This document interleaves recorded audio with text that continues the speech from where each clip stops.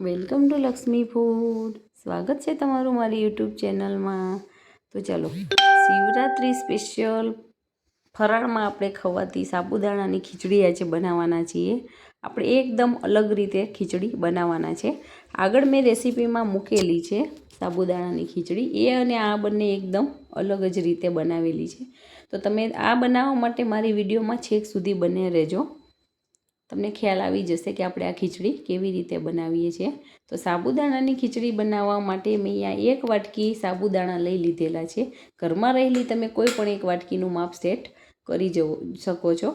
આ ખીચડી 3 વ્યક્તિને ખાઈ શકે એ માપથી હું બનાવી રહેલું છું. 100 ગ્રામ જેવા આપણા સાબુદાણા છે. હવે સાબુદાણાને 2 થી 3 પાણીમાં સરસ ધોઈ અને એમાં પાણી નાખી અને 4 થી 5 કલાક માટે પલાળી રાખવાના છે.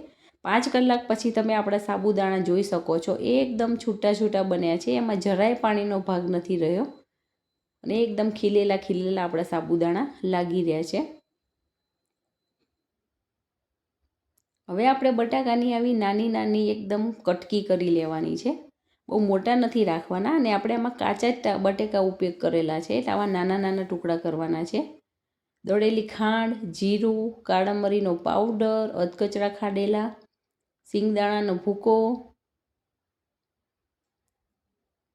મીઠા લીમડાના પાન, ગાર્નિશિંગ કરવા માટે લીલા ધાણા, 3 થી 4 લીલા મરચાં, કેમ કે આપણે આમાં લાલ મરચું નથી નાખવાના, લીંબુનો રસ, દળેલી ખાંડ, મીઠું અને સિંગદાણા આખા પણ લઈ લીધેલા છે. હવે આપણે એક નોનસ્ટિક પેનમાં ઘી લઈ લેવાનું છે. આ ખીચડી આપણે ઘીમાં બનાવીએ છીએ, આમાં તેલનો ઉપયોગ નથી કરતા. ગરમ કરેલું ઘી આપણે આમાં લઈ લેવાનું છે. 2 ચમચી જેવું મેં આમાં ઘી લીધેલું છે. આ સાબુદાણાની ખીચડીમાં ઘી એટલું બધું કે તેલ તમે જે પણ લો એટલું બધું નથી જોતું, મીડિયમ જ જોઈએ છે. એટલે આપણે થોડુંક જ આટલું જ એડ કરવાનું છે. તમે જોઈ શકો છો પેનમાં આપણે કેટલું ઘી લીધેલું છે. હવે ઘી આપણું સરસ ગરમ થાય પછી એની અંદર આપણે સૌથી પહેલાં સિંગદાણાને સાતડી લેવાના છે, કેમ કે સિંગદાણા આપણે કાચા જ લીધેલા છે. ને આમાં સિંગદાણા નાખવા જરૂરી છે, કેમ કે સિંગદાણાનો ટેસ્ટ બહુ જ સારો આવે છે. એટલે મીડિયમ ગેસની ફ્લેમ ઉપર આપણે 1 થી 2 મિનિટ આને આવી રીતે ચલાવતા જઈ અને સિંગદાણા શેકી અને આપણે એક અલગ વાટકીમાં કાઢી લેવાના છે અને એને આપણે પાછળથી ઉમેરવાના છે ખીચડીમાં. એટલે શેકાઈ જાય એટલે આપણે બહાર કાઢી લઈશું. આનો કલર થોડો ચેન્જ થાય અને ઉપરથી છોતરા ઉખડવા માંડે એટલે ત્યાં સુધી આપણે આને પકવવાના છે. એટલે સરસ આપણા સિંગદાણા કડક થઈ જશે. તો તમે જોઈ શકો છો ધીમે ધીમે આપણે આનો કલર સરસ ચેન્જ થઈ ગયેલો છે.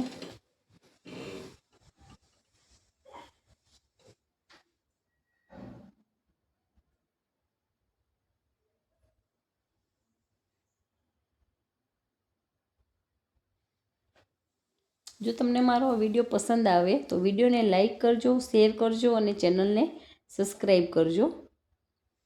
અને બેલ આઇકોન દબાવવાનું ના ભૂલતા, જેથી કરીને આવનાર તમામ નવી રેસીપીના વિડીયો ફટાફટ તમારી સુધી પહોંચી જાય. હવે આપણું ઘી ગરમ જ છે, એની અંદર આપણે 1 ચમચી જીરું એડ કરી લેવાનું છે. આમાં જીરાનો વઘાર બહુ જ સારો લાગતો હોય છે. જીરું ફરજિયાત નાખવાનું છે અને આપણે આની અંદર રાઈ નથી ઉમેરતા, કેમ કે આપણે વ્રતમાં ખાઈએ છીએ એટલા માટે. હવે જીરું આપણું સરસ તતળી જાય પછી એની અંદર આપણે સફેદ તલ એડ કરી લેવાના છે. સફેદ તલનો ટેસ્ટ આમાં બહુ જ સારો લાગે છે.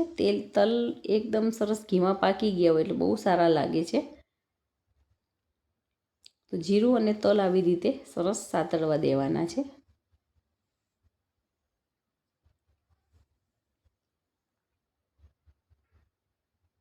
વ્રત કે ઉપવાસમાં તમે આ ખીચડી ખાઈ શકો છો અને આમ પણ પચવામાં સારી રહે છે. એમને એમ તમારે ખાવી હોય તો પણ ઘણા ખાતા હોય છે. હવે 8 થી 10 જેવા મીઠા લીમડાના પાન એડ કરી લેવાના છે. આનાથી સુગંધ પણ સરસ આવે છે અને ટેસ્ટ તો બહુ જ સારો આવે છે. હવે 4 થી 5 મેં લીલા મરચાંની એકદમ નાની નાની આવી રીતે કટકી કરી અને લીધેલા છે. આની અંદર સૂકું મરચું નથી નાખતા, એટલે તીખાશ માટે આપણે લીલા મરચાંનો જ ઉપયોગ કરવાનો છે. તમે તમારા ઘરમાં કેવું તીખું ખવાય છે એ પ્રમાણે તમારે મરચાં વધારે કે ઓછા કરવાના છે. મરચાં કેવા તીખા છે, ઘણા મરચાં મોરા પણ આવતા હોય છે. મારા તીખા મરચાં છે, મરચાં એકદમ તીખા છે એટલે મેં થોડાક ઓછા લીધેલા છે. હવે એની અંદર આપણે બટાકાની આ જે કટકી કરેલી છે એને સરસ ધોઈ નિતારી અને આમાં એડ કરી લેવાના છે. આમાં પાણી કે એવું કશું ભાગ આવતો નથી, એકદમ સરસ નિતારીને લેવાના છે. અને મીડિયમ ગેસની ફ્લેમ ઉપર આપણે બટેકાને ચડવા દેવાના છે. બધા જ બટેકા સરસ 90% જેવા કૂક થઈ જાય પછી આપણે એની અંદર સાબુદાણાને એડ કરવાના છે. ત્યાં સુધી એમાં એડ નથી કરવાના. આનું ઢાંકણ બંધ કરી અને આપણે થોડીક વાર પાકવા દેવાના છે અને વચ્ચે વચ્ચે ચેક કરતું જવાનું છે. અડધી ચમચી જેવું આની અંદર હું મીઠું એડ કરી લઉં છું, એટલે આપણા બટાકા ફટાફટ પાકી જશે, એને ચડતા વાર નહીં લાગે. અને આપણે આની અંદર આપણે વ્હાઈટ ખીચડી બનાવવાની છે, એટલે એમાં હળદર કે મરચું એવું કશું એડ નથી કરવાનું, વ્હાઈટ જ રાખવાનું છે આપણે. તો તમે જોઈ શકો છો ધીમે ધીમે આપણા બટાકા સરસ કૂક થતા જાય છે અને એનો કલર પણ ઘણો બધો ચેન્જ થઈ ગયો છે. અને આપણે તવેતાની મદદથી આવી રીતે પ્રેસ કરી અને ચેક કરવાનું છે. જો આસાનીથી તૂટી જાય તો આપણા બટાકા સરસ પાકી ગયા હોય. હજી થોડીક વાર લાગશે એવું મને લાગે છે, 1 થી 2 મિનિટ હજી આપણે આને પાકવા દેવાના છે.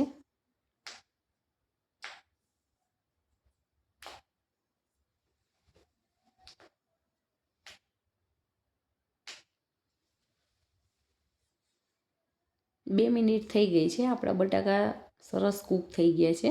હવે એની અંદર ફૂલ ગેસની ફ્લેમ કરી દેવાની છે અને એની અંદર અડધું ટામેટું એડ કરવાનું છે. ટામેટામાંથી મેં જેનો બીજનો ભાગ અને ટામેટામાં જે રસ આવે એનો ભાગ કાઢી લીધેલો છે અને જે ખાલી ઉપરની આવી સ્લાઇસ આવે એ જ મેં આમાં એડ કરેલી છે. અને ફૂલ ગેસની ફ્લેમ ઉપર તમારે આને પકવવાનું છે, જેથી કરીને એનો રસો નહીં થઈ જાય અને સરસ રહેશે, ટમેટાં આખા રહેશે આવી રીતના. હવે તીખાસ માટે આપણે આની અંદર મરી પાવડર એડ કરી છે. કાળા મરીનો મેં એકદમ દરદરો ભૂકો કરી દીધેલો છે. હવે આમાં ટેસ્ટ પ્રમાણે મીઠું એડ કરી લેવાનું છે. આપણે અડધી ચમચી મીઠું નાખ્યું હતું, એટલે અત્યારે અડધી ચમચી જ એડ કરવાનું છે. આપણે સાચવીને મીઠું નાખવાનું છે.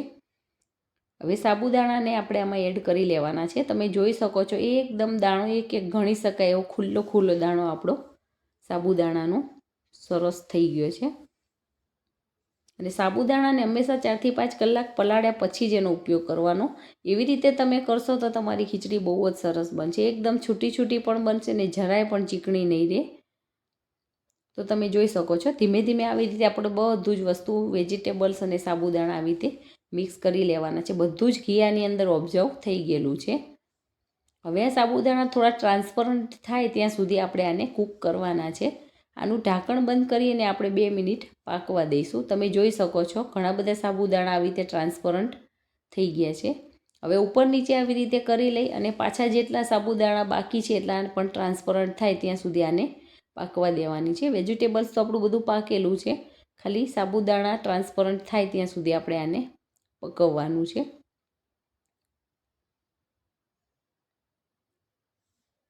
હવે 2 મિનિટ પછી આપણા સાબુદાણા પાકી જાય પછી એની અંદર અધકચરો સિંગદાણાનો ભૂકો નાખેલો છે. સિંગદાણાને શેકી અને એનું અધકચરું આવું મિશ્રણ બનાવી લીધેલું હતું, એનો ભૂકો કરી દીધેલો હતો, એ પણ આની અંદર એડ કરવાનો છે. એની ક્રન્ચીનેસ બહુ જ સારી આવે છે. આખા દાણા તો આપણે એડ કરવાના છે, પણ એનો દરદરો ભૂકો પણ એડ કરવાનો છે. એનાથી બહુ જ સરસ ટેક્સચર બને છે આપણું. તો તમે જોઈ શકો છો એકદમ છૂટી આપણી સાબુદાણાની ખીચડી બની છે. જો તમે પહેલી વખત બનાવતા હશો તો પણ તમારી ખીચડી સરસ જ બનશે. તમે આ દરેક વાતને ધ્યાનમાં રાખજો તો તમને જરાય વાંધો નહીં આવે. હવે આપણે ગેસની ફ્લેમને બંધ કરી લેવાની છે અને ગેસની ફ્લેમ બંધ કર્યા પછી જ એની અંદર દળેલી ખાંડ ઉમેરવાની છે. નહીં તો ખાંડનું પાણી પણ થઈ શકે છે અને ચીકણી પણ થઈ શકે છે. એટલા માટે ગેસ બંધ કર્યા પછી જ આપણે ખાંડને ઉમેરવાની છે. અને ખાંડ ઉમેર્યા પછી બધું જ આવી રીતે સરસ મિક્સ કરી લેવાનું છે. તરત જ મિક્સ કરી લેવાનું, નહીં તો ખાંડ એક બાજુ જામી જશે અને ચીકણી આપણી ખીચડી બની શકે છે. તો તમે જોઈ શકો છો હવે જે આપણે સિંગદાણાને તળી અને કાઢી લીધેલા હતા એ સિંગદાણાને ઉપરથી આવી રીતે એડ કરી લેવાના છે. અને અડધા લીંબુનો રસ હું આની અંદર નાખી દઉં છું. આ ખીચડીનો ટેસ્ટ ખાટો, તીખો, મીઠો એ ટાઈપનો હોય છે, એટલે એમાં ખાંડ, લીંબુ અને આપણે લીલા મરચાં બધું જ એડ કરીએ છીએ. તમે એક વખત આવી રીતે બનાવીને ખીચડી ખાઈ જોજો, બહુ જ સરસ બનશે અને તમે વારે વારે બનાવશો. બધું સરસ મિક્સ થઈ ગયું છે. હવે લીલા ધાણા નાખીને આપણી ખીચડીને સરસ ગાર્નિશ કરી લેવાની છે. તો છે ને એકદમ સરસ. હવે એક સર્વિંગ બાઉલની અંદર લઈને આપણે ખીચડીને સરસ સર્વ કરી લેવાની છે. તો તમે જોઈ શકો છો એનો કલર પણ સરસ આવ્યો છે, દેખાવ અને ટેસ્ટમાં તો બેસ્ટ બનેલી છે. તો તમે પણ બનાવો અને એન્જોય કરો. Thank you.